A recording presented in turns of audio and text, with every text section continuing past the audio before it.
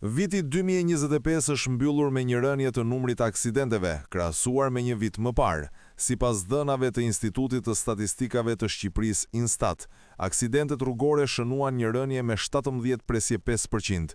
Gjatë vitit 2025, në të gjithë Shqipërinë, u shënuan 1375 aksidente, mesatarisht gati 4 aksidente në ditë.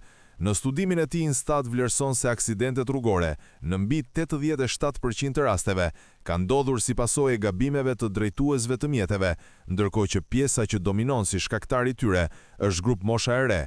Numri më i lartë i aksidenteve gjatë kësaj periudhe është shkaktuar nga grup mosha 25-34 vjeç, e cila përbën rreth 33% të numrit total të aksidenteve të evidentuara. Ndërsa në vitin 2024, ka patur 2255 persona të vdekur apo plagosur në aksidente rrugore. Për vitin 2025, ky numër është ulur në 1913.